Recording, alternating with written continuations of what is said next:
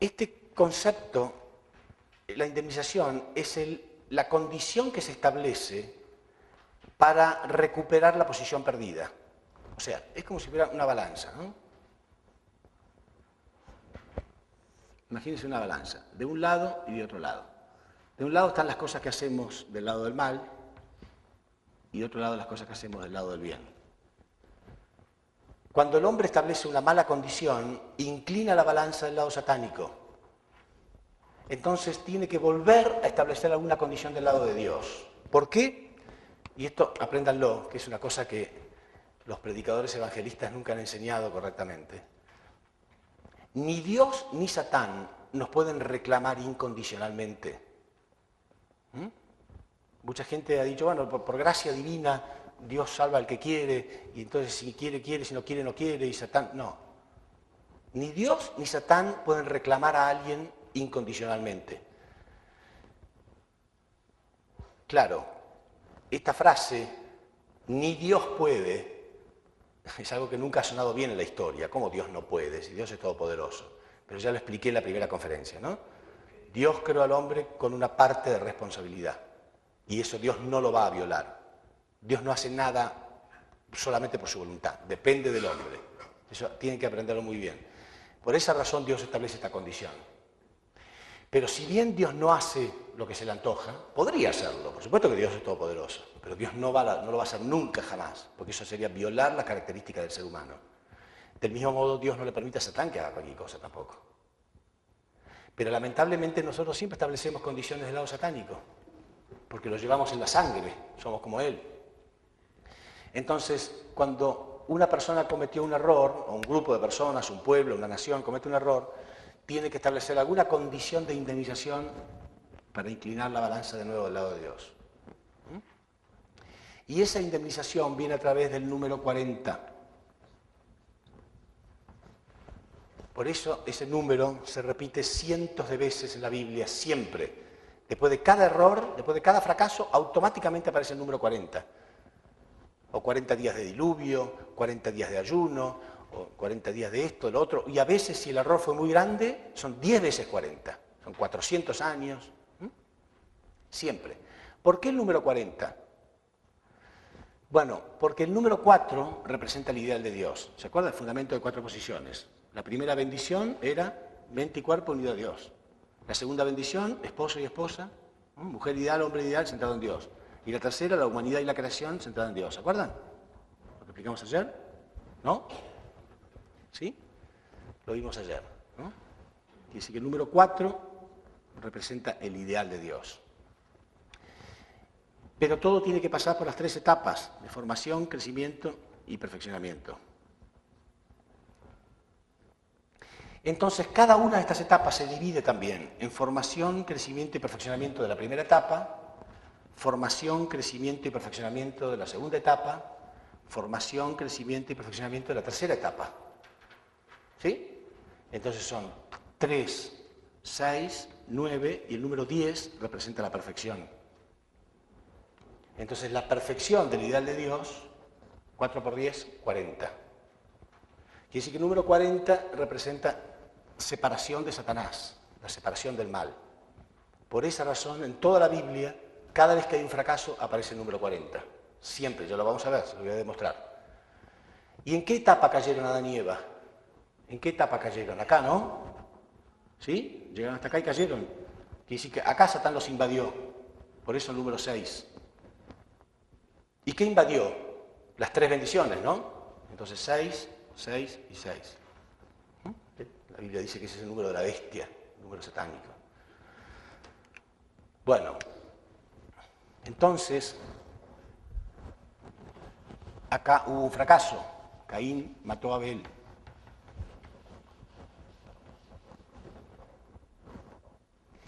Entonces Dios no pudo enviar a ninguna figura central, no pudo volver a intentar esto hasta que no se cumpla la indemnización.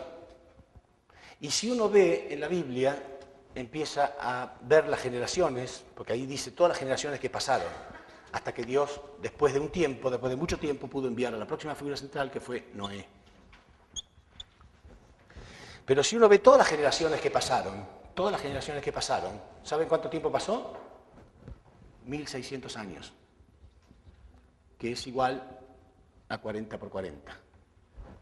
O sea, 40 veces 40. No está dicho así. Es otra de las suertes que tuvo el Señor. Cuando empezó a buscar, Él sabía perfectamente lo que estaba buscando. ¿Saben por qué Él encontró los paralelos históricos, encontró todo esto? Porque Él sabía perfectamente que era así. Él sabía que era así. Después tenía que buscar la prueba para dejarnos contentos a nosotros.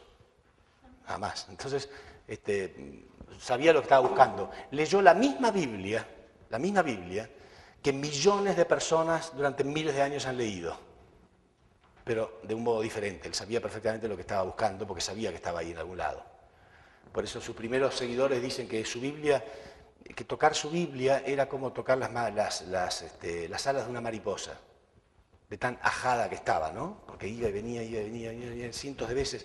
No existía la concordancia bíblica como ahora, ni computadoras, ni nada. Entonces era todo manual, ¿no? Bueno, y ahí fue descubriendo todo clarito, todo coincidía, clarito, él sabía que iba a coincidir. Entonces, haciendo la cuenta numérica de esto, daba 1600 años, que es 40 por 40. Bueno, quiere decir que la Biblia dice que pasaron 1600 años donde no hubo nada, ni una figura central, no se podía ver la mano de Dios, y Satán aprovechó para invadir todo en estos tiempos, todo lo que podía, ¿no? Los pecados del hombre eran terribles, etc. Bueno, cuando pasan estos 1600 años, sí, ya se había establecido la condición, entonces Dios puede volver a intentarlo. ¿Volver a intentar qué? ¿Qué? El fundamento de fe. ¿Ok? Entonces va a buscar ¿qué Dios? Una figura central. Y ahí aparece Noé. ¿Y qué le va a pedir Dios a Noé? Una ofrenda. Sí. Claro, ahora esta es la etapa número 1. Y esta es la etapa número 2. La etapa número 2 fue la etapa donde Satán invadió a Adán y Eva, quiere decir que es más difícil. Fíjense que acá el fundamento de fe, la ofrenda, era muy fácil. Caín y Abel la realizaron sin ningún problema. Acá no iba a ser tan fácil, porque la etapa número 2 es la etapa más difícil. Entonces, le pide una ofrenda casi imposible. Realmente Noé tuvo que tener fe. Realmente tuvo que tener fe en la palabra de Dios. Mucha fe. Porque le pide que arme un barco en una montaña, en un lugar alto donde no hay agua, no había ríos, no había mares, no había nada. Porque Dios le dijo que estaba cansado de ver tanto pecado y tanta maldad en la humanidad y quería purificar todo y destruir todo el mal a través de un diluvio. ¿Y cuánto tiempo iba a durar ese diluvio? 40 días y 40 noches. ¿Sí? De nuevo, número 40 como indemnización. ¿Sí? Bueno, entonces Noé construye el arca, tal cual como Dios se lo dice, en la montaña. Y el arca está representando simbólicamente a toda la creación. El arca representa a la creación. Por eso tiene que poner macho y hembra de cada especie animal. Por supuesto que representa la creación simbólicamente, y no quiere decir que literalmente Noé tuvo que poner todas las especies animales que existen. Eso sería absolutamente imposible. Imagínense, hay miles de especies de arañas diferentes, miles de especies de hormigas diferentes. No, sería imposible, ¿no? Pero simbólicamente esto representaba. Por esa razón, dice la Biblia, el arca tenía 3 pisos, que representan la etapa de formación, crecimiento y perfeccionamiento. Y también están representados los 3 periodos, los 3 años de 7, 7 y 7 años. Recuerdan que le dije que cada periodo duraba 7 y 7 y 7 años, porque dice la Biblia que cuando vino el diluvio, 40 días de diluvio, el arca tenía una ventana, ¿no? Pero dice la Biblia que a los 7 días Noé deja salir una paloma para ver si las aguas se habían posado.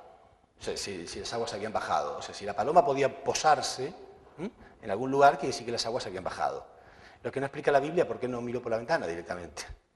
No, porque es algo que Dios nos quiere mostrar. Nos está mostrando este periodo de 7, 7 y 7, ¿no? Y otras cosas más que después voy a explicar. Dice que la paloma vuelve al arca porque no tenía dónde posarse los primeros 7 días. Entonces Noé espera 7 días más y vuelve a dejar salir a la paloma. Y ahí la paloma vuelve con una rama de olivo en la boca. Quiere decir que algunas ramas estaban apareciendo en la superficie del agua. Quiere decir que la rama de olivo representaba la esperanza. Sin embargo, tiene que esperar 7 días más y ahí sí, la paloma no regresa, quiere decir que las aguas habían bajado y Noé se posa en tierra. Ahí están los 3 periodos, 7, 7 y 7. Pero también aquello de la rama de olivo tiene un significado que después voy a explicar. Entonces, también dice la Biblia que había un ave de rapiña que giraba alrededor del arca en forma permanente. Y vamos a ver que en la Biblia se refleja en varias partes que el ave de rapiña simboliza a Satanás. Después lo voy a mencionar. Quiere decir que significa que Satán está siempre girando, esperando el momento que uno cometa un error para invadir la ofrenda. Por eso las ofrendas tienen que ser establecidas de modo perfecto. ¿No? Esta figura central, Noé, tenía que realizar esta ofrenda en un periodo de tiempo determinado, y el periodo de tiempo acá fue 120 años. O sea, 40, 40 y 40. Y 40 días de diluvio y 40 noches. O sea, se repite el número 40 permanentemente. Bueno, entonces Noé también tiene 2 hijos en la posición de Caín y Abel, que eran Sem, el hermano mayor, y Cam, y un hijo en la posición de Set, que es Jafet. Pero, al igual que Set, Jafet no cumple ninguna función providencial.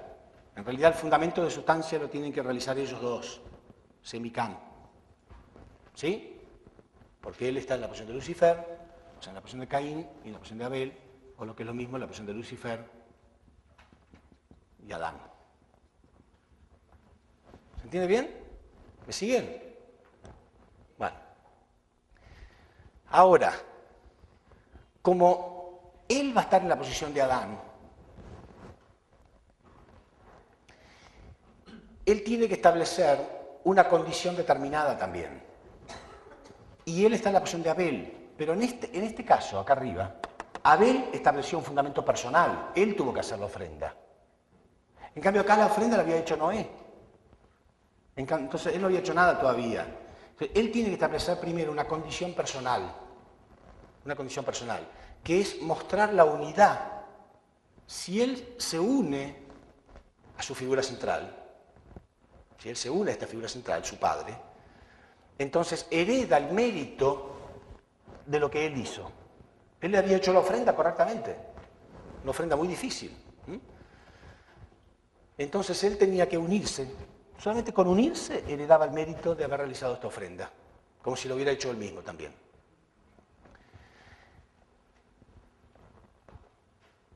Sin embargo, típico, ¿no? Acá ocurre algo típico.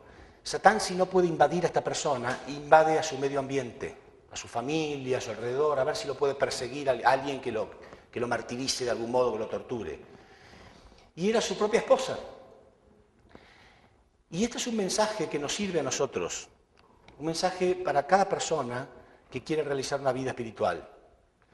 Porque uno es responsable por sí mismo. Entonces, cuando uno siente el llamado de Dios, lo siente uno. No lo siente a lo mejor su madre, su padre, sus hermanos. Y ellos se van a burlar y se van a convertir más fácilmente en instrumentos del mal por ignorancia. Entonces Noé sintió el llamado de Dios, su mujer no. Entonces cuando Noé empezó a construir un arca, que le llevó la vida entera, construir un arca en un lugar donde no había agua, con mucha fe, era su fe, no era la fe de su mujer. Y su mujer estaba furiosa, porque abandonaba las tareas del hogar, ella quería que le sirva a ella. ¿Qué Dios? No había mucho criterio de Dios en aquella época, ¿se entiende? Entonces la negatividad de su mujer fue multiplicada por los hijos. Fue multiplicada por los hijos. O sea, los hijos recibieron esta negatividad, críticas constantes en contra de Noé. Pero después del diluvio, ellos tendrían que haberse dado cuenta Tendría que haber dicho, bueno, pero finalmente, realmente vino el diluvio y realmente murió la gente y nosotros fuimos salvados por la fe que él tuvo. Sin embargo, él mantuvo esta negatividad. Entonces dice la Biblia que cuando pasan estos 40 días y 40 noches y las aguas bajan, Noé se establece en tierra y establece una viña. Y él produce vino, produce su propio vino. Y un día toma del vino y se queda dormido dentro de su tienda desnudo. Y ahí Cam lo ve. ¿Qué tendría que haber hecho un hijo unido de corazón a su padre, que además sabe que su padre es un instrumento de Dios? Sabe que lo salvó. Podría haber disimulado esto, ¿no es cierto? Lo tapa y ya está. Se calla la boca y lo protege.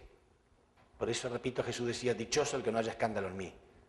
Pero él, en vez de hacer esto, dice la Biblia, multiplica el mal. Le cuenta a Sem, le cuenta a Jafet, a la madre, le cuenta a todo el mundo, se escandaliza, se hace el que está escandalizado porque se quedó dormido desnudo, le ordena a Sem que vaya y lo tape. ¿Sí?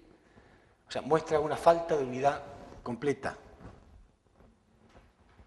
Entonces, cuando se despierta, Noé lo maldice y le dice que por esa actitud que tuvo, sus descendientes serán esclavizados por los descendientes de su hermano. Y ustedes saben que los descendientes de Cam, los camitas, fueron a África, en la raza negra. Y de Sem, los semitas, que son blancos, y después fueron esclavizados. O sea, es como producto de esta maldición que recibió él por haber tenido esta actitud. Entonces, ¿por qué la desnudez? ¿Por qué tuvo que pasar por esa prueba de la desnudez?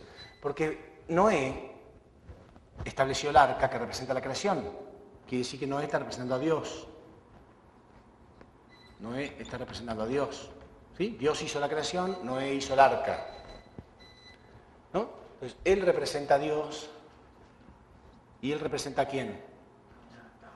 A Adán. ¿Sí? Está la posición de Adán, dijimos, ¿no es cierto? Caín y Abel o Lucifer y Adán. Entonces, Adán y Dios. ¿Qué excusa utilizó Adán para apartarse de Dios? La vergüenza por la desnudez. ¿Sí? La vergüenza por la desnudez. Entonces, Dios utilizó esto mismo para que él pudiera superar esto. Sin embargo, él usó esto como excusa y se separó, se apartó de su padre. Entonces, ¿el fundamento de fe fue establecido victoriosamente, sí o no? Sí. El fundamento de fe fue establecido. El arca se hizo en el tiempo debido. Ahora, ¿qué faltaba? El fundamento de sustancia. Pero no tiene sentido el fundamento de sustancia entre Sem y Cam. No tiene sentido que Sem se una a Cam si Cam no está unido a Dios. ¿Sí? Si Cam no está unido al que representa a Dios. Porque no había hecho esta condición. Por lo tanto, se pierde el fundamento de sustancia. Sí. ¿Repetir un poquito de la cuestión de Noé, Cam, que no entendí? Sí. Digo que Cam tenía que haberse unido a Noé, ¿no es cierto? ¿Por qué Dios utilizó esta excusa de la desnudez? Porque Noé se había quedado dormido desnudo, porque se había emborrachado. Porque Cam representa a Adán, y Adán, ¿qué excusa usó Adán después de la caída? Que sentía vergüenza de su desnudez. Se ocultaba a Dios porque tenía vergüenza de su desnudez. Por eso Dios utilizó lo mismo, la desnudez. Él tenía que superar esta excusa de la desnudez y unirse igual a su padre. Sin embargo, no. Utilizó la desnudez como una excusa para apartarse de él, igual que Adán. Entonces, se pierde el fundamento de sustancia. No se puede realizar. Y se pierde esta figura central. Otra vez más, y se pierde este periodo también. Y tiene que empezar el tercer periodo. ¿Cuántos años pasa? Pasan 400 años, otra vez el número 40. ¿Sí? Vieron que yo le dije que después de cada fracaso hay una indemnización, ¿no? Bueno, lo borré. Una indemnización a través del número 40. Bueno, acá pasan 10 veces 40. 400 años. Y solamente después de 400 años Dios puede enviar a la próxima figura central, que es Abraham. Bueno, de nuevo dije enviar. ¿Ven? La costumbre. Dios no lo envía, Dios lo elige. Dios elige a Abraham. Entonces ahora la figura central va a ser Abraham. ¿Qué tiene que establecer Abraham? Un fundamento de fe. Para eso tiene que establecer una ofrenda en un periodo de tiempo determinado. Pero como estamos en la etapa número 3, que fue la etapa que Satán nunca invadió, formación, crecimiento y perfeccionamiento. La etapa número 1, 2 y 3. La etapa número 3 Satán nunca invadió. ¿Sí? Porque invadió a Adán y Eva en la primera y segunda etapa. Entonces, Dios va a hacer que la ofrenda sea mucho más sencilla. Y ahí hay otra explicación para los pastores, para los evangelistas, para los estudiosos de la Biblia. Porque muchas veces se ha hablado de la gracia divina. ¿Sí? Los pastores hablan los predicadores evangelistas hablan de la gracia divina. Pero hay una confusión. Muchos piensan que gracia divina significa que Dios puede salvar al que se le da la gana, sin ninguna condición. Y yo estoy diciendo que ni Dios ni Satán pueden reclamar a alguien incondicionalmente. Entonces, ¿qué es la gracia divina? ¿No existe? ¿Se entendió la pregunta? ¿Cuántos hay predicadores evangelistas? ¿Me habían levantado la mano ya? ¿Uno? Ok. ¿Qué es la gracia divina? Algunos han interpretado que la gracia divina es que Dios puede salvar al que Él quiere incondicionalmente. Y eso estaría violando un principio universal. Dios creó al hombre con una parte de responsabilidad que debe cumplir sí o sí. Entonces, ¿qué significa? ¿Que no existe la gracia divina? Sí, la gracia divina es que Dios va a poder hacer las cosas lo más fácil posible cada vez que sea posible. ¿Sí? Por ejemplo, acá como estamos en la etapa número 3, van a ver que la ofrenda es mucho más sencilla, pero millones de veces más sencilla que hacer un arca. ¿Por qué? Porque es una etapa que representa la etapa que Satán nunca invadió. En eso está la gracia divina. Entonces, Dios le pide una ofrenda a Abraham muy sencilla, que también, al igual que el arca, con las 3 etapas, representa las 3 etapas. Él tiene que tomar una novilla, una novilla, una cabra y una paloma. No, perdón. Al revés. Representa estas etapas. Lo que pasa es que Abraham empezó al revés, por eso me confundo. Novilla, una cabra y una paloma. ¿Sí? Y al igual que todas las ofrendas del Antiguo Testamento, tenía que partirlas en dos. Era muy importante partir en dos, porque partir en dos significaba separar el bien del mal. Las ofrendas tenían que ser en el Antiguo Testamento siempre separadas en dos, porque representaba separar el bien y el mal. ¿Qué es lo que hace Dios en toda la historia? En toda la historia Dios separa a Caín y Abel, siempre separando el bien del mal.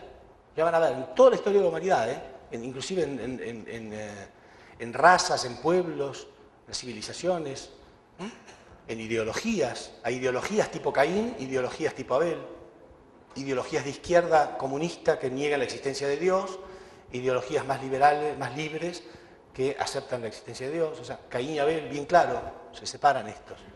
Entonces, todas las ofrendas tenían que ser divididas en dos, separadas en dos. Sencillo, ¿no? No era, comparado con hacer el arca, era como nada. Bueno, él tendría que haber empezado por la paloma, porque representaba la etapa de formación, crecimiento y perfeccionamiento. Pero él empieza al revés. Corta el novillo por la mitad, corta la cabra por la mitad, y ahí se queda dormido. Deja la paloma para más tarde. O sea, no respeta ¿qué? El periodo de tiempo. Y se queda dormido. Y cuando se despierta, dice la Biblia, ve un ave de rapiña que está invadiendo toda la ofrenda. El ave de rapiña, repito, representa a Satanás. ¿Qué significa esto? Significa que una ofrenda mal hecha es como una ofrenda hecha a Satanás. Una ofrenda mal hecha es una ofrenda hecha a Satanás. Él invade todo. Entonces Abraham fracasa en el fundamento de fe, a pesar de que era un fundamento de fe fácil, sencillo. Y cuando él se despierta, Dios lo regaña mucho y le dice algo que nunca se entendió en toda la historia. Porque le dice, por haber fracasado, tus descendientes tendrán que sufrir 400 años de esclavitud en una tierra extranjera. ¿Sí? Por haber fracasado, sus descendientes van a tener que pasar 400 años de esclavitud en una tierra extranjera. Ahora piensen en una persona normal que quiere entender la Biblia, quiere entender a Dios, siempre se le ha dicho que Dios es un Dios de amor, entonces quiere leer la Biblia, ¿no? Y ahí lee esta parte. ¿Sabe cuántas millones de personas han cerrado la Biblia y han dicho, no, esto es, yo nunca más quiero, suena como una estupidez? Porque piensen, el Dios creador del universo, Dios que yo hablaba ayer, ¿se acuerdan de la abundancia del universo infinito, ¿no? Que hasta la estrella más cercana queda millones de años luz.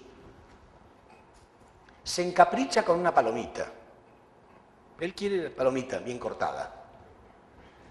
Y porque no se la dan, castiga. Pero no castiga al que se equivocó, sino que castiga a sus descendientes.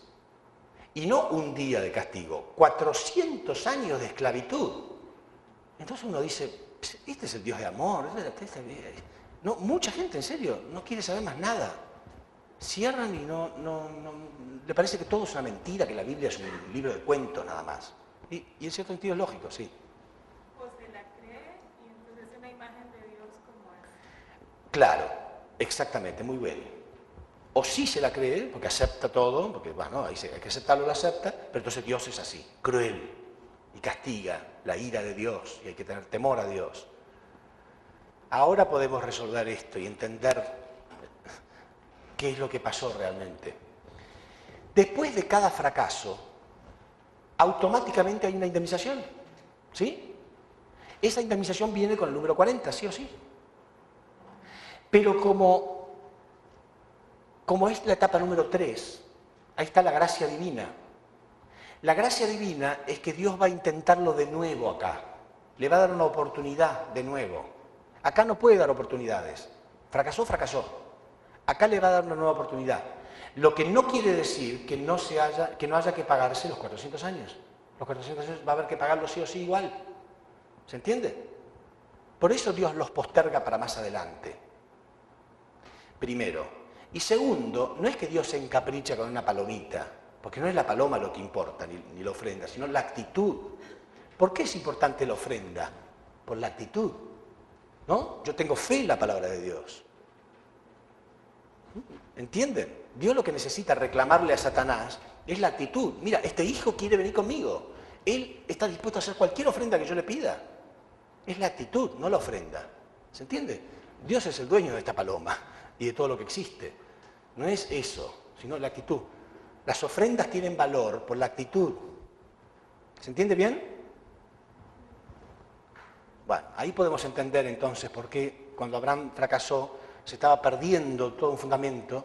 Entonces Dios lamentablemente tiene que intentarlo de nuevo, pero tiene que decirle a Abraham que va a tener que pagar esos 400 años sus descendientes. Y vamos a ver que después ocurre. Los descendientes tienen que pasar 400 años de esclavitud en Egipto. Bueno, Abraham, Dios había preparado ya en la familia de Abraham el fundamento de sustancia. Porque Abraham tenía 2 hijos, Ismael e Isaac. Pero en realidad, la historia es así. La esposa de Abraham, Sara, era estéril, no podía tener hijos. Y Abraham realmente quería tener hijos. Realmente quería tener hijos. Entonces, Sara tenía una esclava egipcia, y le permite a Abraham que tome a su esclava y que tenga un hijo con ella. ¿Sí? Y así nace Ismael. Sin embargo, después de que nace Ismael, Dios hace el milagro de que Sara deje de ser estéril. Y ahí nace el hijo legítimo, que es Isaac. ¿Por qué Dios hizo las cosas así? ¿Por qué hizo el milagro tan tarde?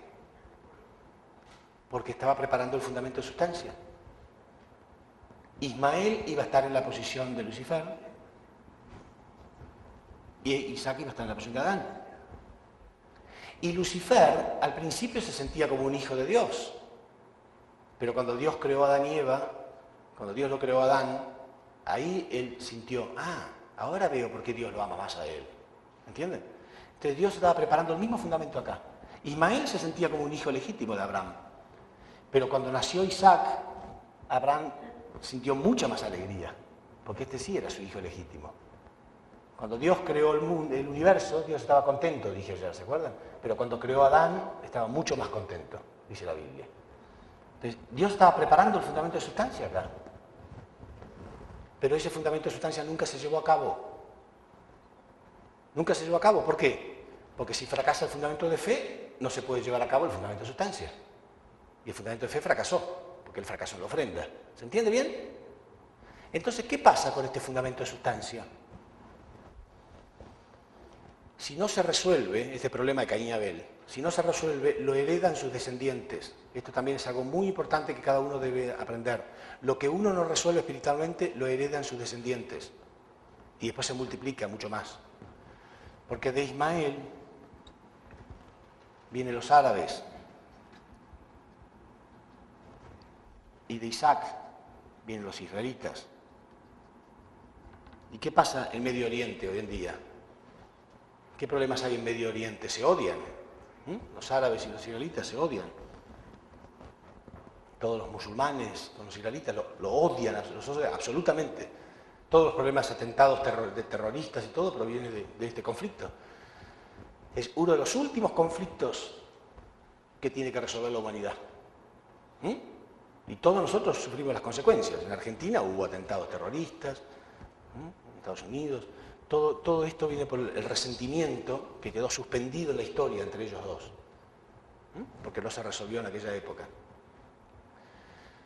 Bueno, entonces, como él fracasó en la ofrenda, Dios le iba a dar una nueva oportunidad, Pero claro, ahora era mucho más difícil, ya no iba a ser una ofrenda, vi lo que yo les dije, una ofrenda millones de veces más fácil que el arca. ¿Sí? Cortar una palomita era millones de veces más fácil que hacer el arca. Bueno, ahora le iba a pedir una ofrenda millones de veces más difícil que hacer el arca. Millones de veces más difícil que hacer el arca. Le pide que sacrifique a su hijo Isaac, a ese hijo que él había tenido en su vejez. Él ya era anciano. Había esperado toda su vida para que pueda nacer este hijo y ahora Dios le pedía que sacrifique a su hijo. Bueno, Abraham era un hombre de fe. En realidad siempre hacía ofrendas a Dios. Esta era la más importante, pero siempre estaba haciendo ofrendas a Dios. Fíjense que Abraham es considerado el padre de la fe para las religiones principales de la humanidad. Abraham es el padre de la fe para los musulmanes, es el padre de la fe para los israelitas y es el padre de la fe para los cristianos. En todas las religiones principales del mundo, Abraham es considerado el padre de la fe.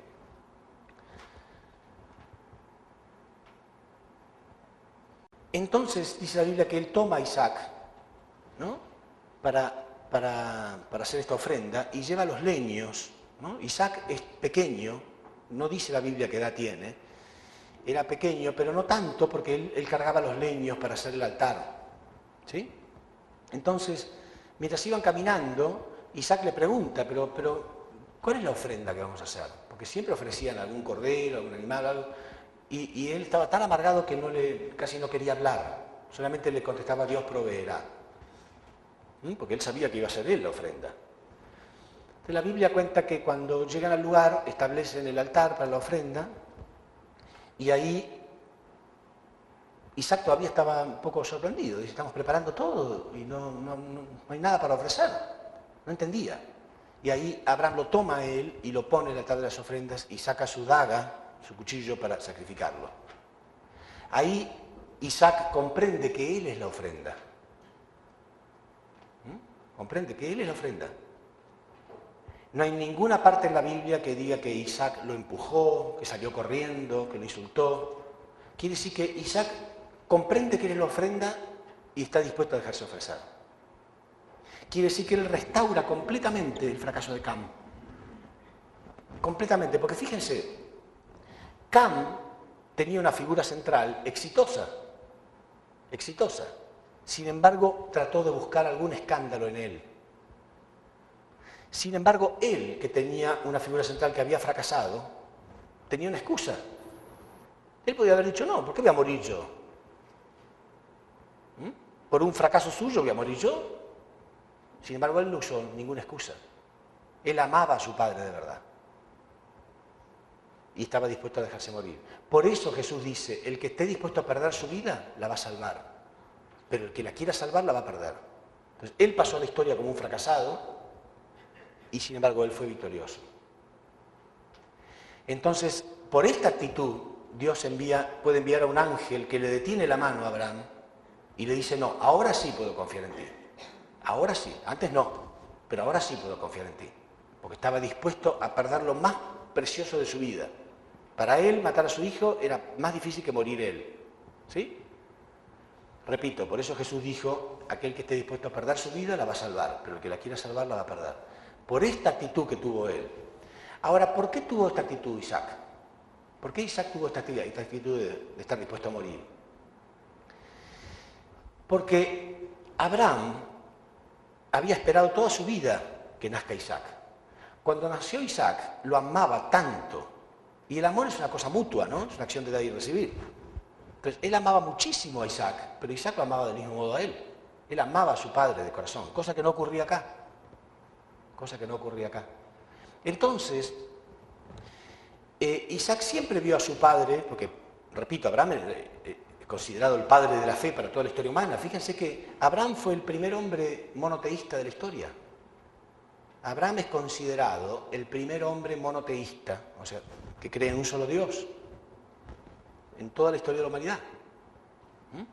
Entonces, Abraham era un hombre brillante espiritualmente. Estaba siempre feliz de hacer ofrendas a Dios. Pero cuando él fracasó en esta ofrenda, estaba muerto en vida, estaba muerto espiritualmente. Y él que lo amaba tanto, Isaac que lo amaba tanto, notaba esto. Cuando uno quiere mucho a una persona, y esa persona está deprimida, angustiada hasta la muerte, uno lo siente, ¿no? Y también está angustiado. Si él está en un infierno, él también está en un infierno. Pero él siempre estaba preocupado por su padre, por mucho tiempo, después del fracaso este.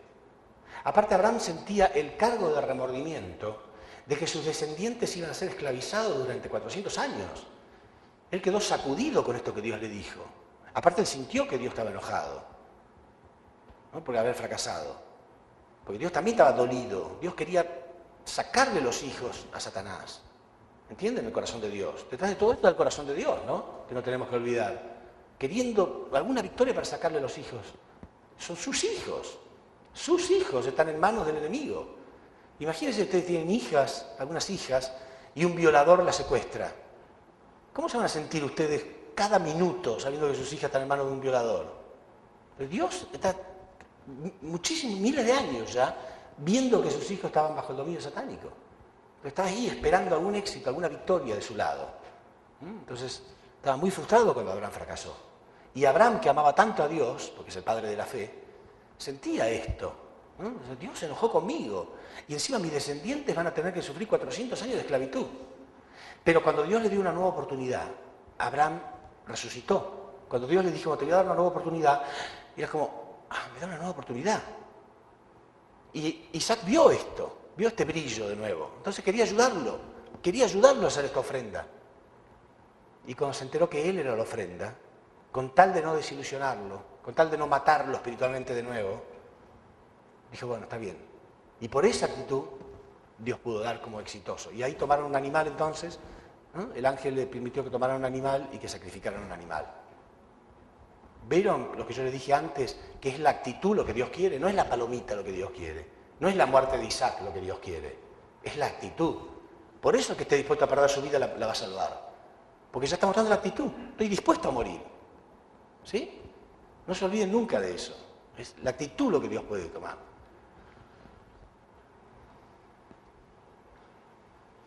Entonces, ambos son exitosos y establecen el fundamento de fe victoriosamente. Pero ya Abraham había perdido la posición de figura central. Entonces Isaac, queda como figura central. Él queda como figura central. Y esto presten mucha atención, porque de cada fracaso se establecen precedentes, presten mucha atención a lo que voy a decir, de cada fracaso se establecen precedentes para que se repitan en el futuro. Ya van a ver que el hecho que en el tercer periodo haya dos figuras centrales, estamos pagando las consecuencias hasta hoy en día. Hasta hoy en día pasan cosas que son producto de esto. En el tercer periodo tuvo que haber dos figuras centrales. Acá no, acá una sola figura central, una sola figura central. Pero acá tuvo que haber dos. Bueno, entonces Isaac quedó como figura central. E Isaac entonces tuvo dos hijos también, que iban a ser los encargados de establecer el fundamento de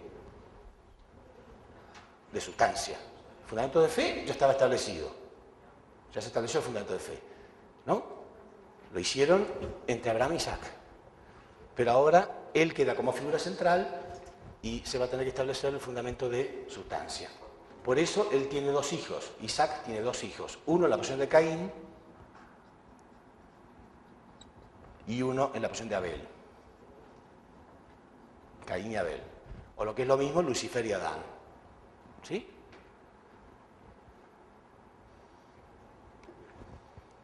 Bueno, vamos a hacer un pequeño descanso y voy a culminar con esto dentro de 10 minutos. ¿Sí?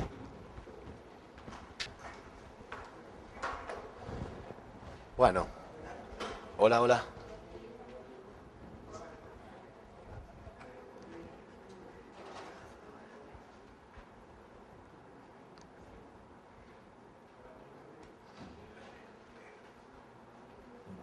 Hola, hola, hola.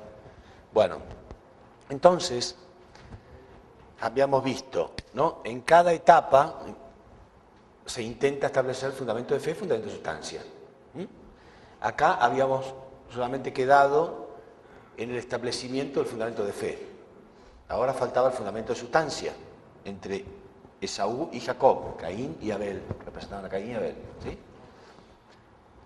Pero fíjense acá que del mismo modo que yo dije que Cam tuvo que establecer una condición personal, ¿no? Acá Isaac había establecido la condición, la ofrenda la hicieron junto con Abraham. Pero acá Jacob no había hecho nada. Quiere decir que el fundamento de fe se había establecido ya entre Abraham e Isaac, pero él todavía no había hecho nada, ninguna condición. Entonces, él tiene que hacer una condición. Antes de iniciar la providencia del fundamento de sustancia, tiene que establecer una condición. Y la condición que Dios le pone a Jacob era la de recuperar la primogenitura. ¿Qué significa esto? En realidad, Jacob y Esaú eran mellizos, ¿sí? Pero aún cuando fueran mellizos, uno nace primero y el otro nace después. Uno sale del vientre de la madre primero y el otro después. Entonces, dicen que en el vientre de la madre estaban como luchando los dos, dice la Biblia. Y fíjense que acá hay otro misterio bíblico, un misterio teológico, que los pastores me pueden confirmar, que dice la Biblia algo muy raro, muy raro. Dice que cuando ellos estaban en el vientre de la madre, o sea, no habían nacido todavía, Dios amó a Jacob y odió a Esaú. Es raro, ¿no? Primero, Dios no es un Dios de odio. Segundo, ellos no habían hecho nada todavía, ni siquiera habían nacido. ¿Sí? ¿Por qué dice eso? Cuando hay misterios y cuando hay cosas raras, el hombre tiene tendencia a interpretarlas, a sacar cualquier explicación y ahí se crea toda una corriente de pensamiento. Si esa deducción que hizo el teólogo es equivocada, a lo mejor por generaciones y generaciones queda esta teoría equivocada, ¿no? La razón por la cual Dios dice eso la Biblia, que Dios amó a Jacob y odió a Esaú cuando ni siquiera habían nacido, o sea, no habían hecho nada malo, es la posición que representan. Él representa a Lucifer, el mal, y él representa a Adán, el bien. Es como el bien y el mal. Dios odia el bien y odia el mal y ama el bien. Eso representa. no a ellos, sino a la posición que ellos iban a ocupar. ¿Se entiende? Bueno, entonces Esaú nace primero, pero ocurre que en esta época era tradición que cuando el padre de familia moría, el hijo mayor quedaba como padre de familia, el hijo mayor quedaba como jefe de familia. ¿Sí? No es como ahora, que cuando mueren los padres, todos los hijos se heredan por igual, no importa si sea mayor o menor, ¿no? En aquella época no, todo lo heredaba el mayor, heredaba la posición de jefe de familia. Entonces, como el mayor está en la posición de Caín, a través del cual Satán trabaja, ¿sí? Dios no puede permitir eso. Entonces, Dios quiere que se revierta esto y que el menor ocupe esta posición. Entonces, ya Jacob, desde chico, recibe de Dios, inexplicablemente para él, esta tendencia a querer la primogenitura. Entonces cuenta la historia, aparte de Esaú, realmente no era una buena persona, ni siquiera la madre lo quería. La madre no lo quería mucho, ya lo vamos a ver ahora. Entonces, era Caín, lo que nosotros llamamos Caín. Cuando nosotros decimos que una persona es Caín, significa que tiene tendencia a ser resentido, a ser malo, ¿no? Egoísta, etc. Entonces, él era un verdadero Caín. Entonces, la Biblia cuenta que un día Esaú sale a cazar para buscar alimento y Jacob, que era más hogareño, se queda en su casa cocinando un guiso de lentejas. Y Esaú no logra cazar nada y cuando vuelve muy hambriento. Entonces le pide a Jacob, ¿no? Llega y ve que Jacob había cocinado una rica comida, le pide que se la dé, que lo convide. Y Jacob, ya influenciado por Dios, ya una influencia casi inexplicable, le dice, bueno, yo te doy si tú me lo cambias por la primogenitura. O sea, yo te doy este guiso si tú me lo cambias por primogenitura. Y Esaú tenía tanto hambre, dice la Biblia, que le dice, sí, está bien, yo te doy la primogenitura, a mí no me importa la primogenitura.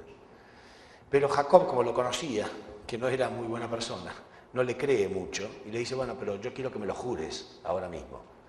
Y Esaú se lo jura, le dice, si me das de comer, yo te doy mi primogenitura. ¿Está bien? O sea, ese era el modo en que él iba a recuperar, iba a revertir esta posición de Caín y Abel. Iba a poner él en la posición de hijo primogénito. ¿Entienden por qué? Tiene que recuperar la posición de sujeto. El hijo menor en la posición del bien, del lado del bien, tiene que recuperar la posición de sujeto. Porque si no, cuando muera el padre, Satán tenía dominio sobre esta familia. Y Dios no podía permitir eso porque Dios estaba trabajando con esta familia. Bueno, entonces, así quedan las cosas. Hasta que después Isaac, cuando está en su vejez, se va quedando medio ciego, ¿no? Se queda ciego prácticamente y entonces ve que está cercana a su muerte. Y era tradición en aquella época, cuando el padre sentía que su muerte estaba cercana, llamar al hijo mayor y bendecirlo, como que él va a quedar como jefe de la familia cuando él muera. Entonces lo llama a Esaú y le dice que le prepare unos corderos, que los cocine como a él le gusta, que él lo iba a bendecir. Era muy importante la bendición del padre. Ahí la madre de ambos escucha esto y no quiere, igual que Dios, ¿no? Dios no quiere que él quede como jefe de familia. Entonces le dice a Jacob que se adelante y que reciba él la bendición. Entonces Jacob dice, no, pero mi padre me va a reconocer, ¿no? Porque la madre le dice que se haga pasar por Esaú, Le dice, no, mi padre me va a reconocer y en vez de una bendición me va a dar una maldición. Y la madre le dice, si resultare maldición, que resulte sobre mí, yo me hago cargo, pero yo quiero que vayas y hagas lo que yo te digo. Entonces le pide que se ponga las ropas de Esaú, porque ellos el padre ya los distinguía por el olor, como tenían actividades diferentes, él tenía una actividad mucho más rústica, era cazador, etcétera, y era más hogareño. Entonces el padre podía distinguir el olor, entonces le pide que se ponga las ropas de su hermano. Pero además Esaú significa velludo, Esaú era muy peludo, mientras que Jacob era medio lampiño. Entonces la madre le dice que le iba a pegar lana de oveja en sus brazos para que cuando el padre lo tocara pensara que es Esaú. Y Jacob tiene temor, pero como la madre tanto insiste, y él sentía que la misión que él tenía era recuperar la primogenitura, acepta y lo hace. Después de todo, su hermano se lo había jurado, pero era obvio que no lo iba a cumplir. Entonces se adelanta Jacob e Isaac. Al principio duda, dice la Biblia, duda un poco, porque cree reconocer la voz de Jacob y no la de Esaú. Pero después cuando lo huele y lo toca, dice, no, es Esaú. Entonces lo bendice. De este modo, él pone en riesgo su vida para hacer la voluntad de Dios. Y él recupera, ¿no?, del lado de Dios la primogenitura. Pero después llega Esaú y le pide la bendición a su padre, y ahí su padre se queda sorprendido, dice, yo acabo de dar la bendición.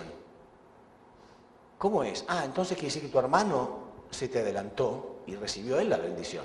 Entonces Esaú dice, bueno, no importa, dame a mí la bendición. Y el padre dice, no, una vez que yo di la bendición, no la puedo quitar. Entonces, ¿qué decide hacer Esaú? ¿Qué quiere hacer siempre Caín? ¿Qué hizo Lucifer con Adán? Lo mató espiritualmente, ¿verdad? ¿Qué hizo Caín con Abel? Lo mató. Siempre Caín quiere matar a Abel. Siempre Caín quiere matar a Abel. Si lo mata, se pierde el fundamento de sustancia. ¿No es cierto? Como cuando Lucifer mató a Adán y cuando Caín mató a Abel, se pierde el fundamento de sustancia. Entonces Esaú decide matar a Jacob.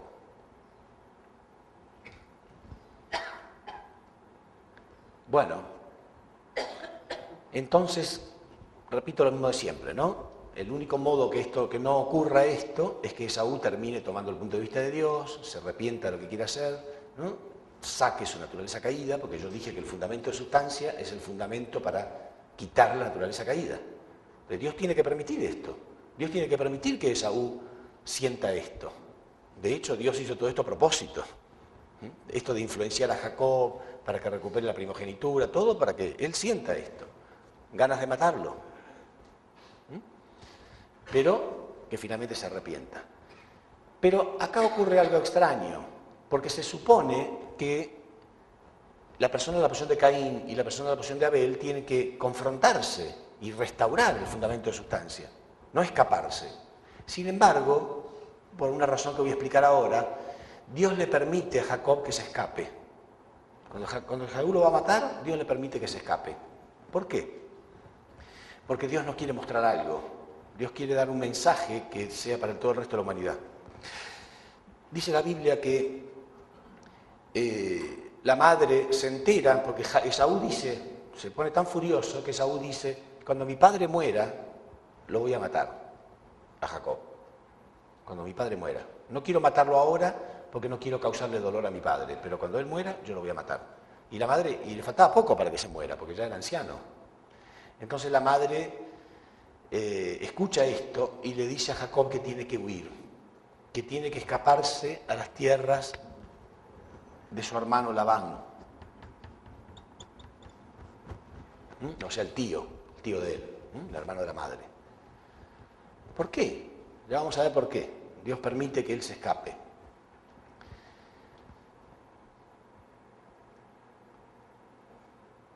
Dios permite que él se escape por algunas cuestiones simbólicas que ocurren que nos van a servir a nosotros hasta hoy en día. Pero además, Dios permite esto porque hace una especie de pacto, un trato con Satán. Sí, un trato con Satán. Porque este no va a ser el mero enfrentamiento entre dos personas cualquiera. Esto es crucial para la providencia. Este va a ser el enfrentamiento entre Satán y Dios. Es el enfrentamiento entre el odio y el amor. Es el enfrentamiento entre la mentira y la verdad. Es crucial para la historia humana. Porque fíjense ustedes que de acá, de este linaje, nace Jesús. De todo este linaje que estamos hablando, nace Jesús después. Entonces esto es crucial. Entonces el trato, la especie de trato entre Dios y Satán es, bueno, Dios dice, yo voy a demostrar que el amor es más fuerte. Y Satán dice, bueno, yo voy a demostrar que el odio es más fuerte. Porque cuando él vuelva, él va a estar tan resentido que lo va a matar igual. Entonces, bueno, hacen ese trato. Y durante muchos años, ahora voy a explicar cuántos años y por qué, Dios trabaja con Jacob. Y se nota que Dios trabaja con él, pero Satán trabaja con él. Dice la Biblia entonces que él se va a las tierras de Labán, y cuando llega a las tierras de Labán, apenas llega, se encuentra con la hija menor de Labán, que era muy bonita, y él se enamora automáticamente. Entonces le pide a Labán la mano de su hija, y Labán era un tirano, era un aprovechador, un explotador. Y le dice que sí, que él le va a dar la mano de su hija, pero si él trabaja 7 años gratis para él. Y Jacob, llamarán ustedes que Jacob es un verdadero Abel. Así como nosotros decimos un Caín es una persona resentida y mala, un Abel es una persona buena, obediente, sumisa, ¿sí? Humilde. Y ese es un verdadero Abel. Jacob siempre dice que sí a todo. No importa lo injusto que sea, él agacha la cabeza y acepta. Porque Dios trabajaba con él. ¿Se entiende? Dios le da esta paz. Dios le da esta sabiduría. Entonces, él dice que sí, trabaja 7 años gratis para Labán. Cuando termina estos 7 años, en aquella época la tradición era que la noche de boda era a oscuras, ¿no? Las mujeres usaban un velo, ¿no? Se tapaban el rostro y todo así, en un modo muy espiritual, digamos. Entonces Labán lo engaña y no le da a la hija que él había pedido, le da a otra hija, la hija mayor. Pero él se da cuenta recién a la mañana siguiente, ¿no? Entonces a la mañana cuando se levanta se da cuenta que lo había engañado. Entonces va y le reclama a Labán, ¿por qué me diste a tu hija mayor y no a la menor que yo te pedí? Y Labán le dice, bueno, lo que pasa es que es una tradición en estas tierras, que no se puede casar la menor mientras la mayor permanezca soltera. Lo que no le explica por qué no se lo dijo antes, ¿no? Dice, pero no te preocupes, si trabajas otros 7 años gratis para mí, te voy a dar también a la menor. Entonces, Jacob siempre dice que sí a todo y acepta y trabaja otros 7 años más.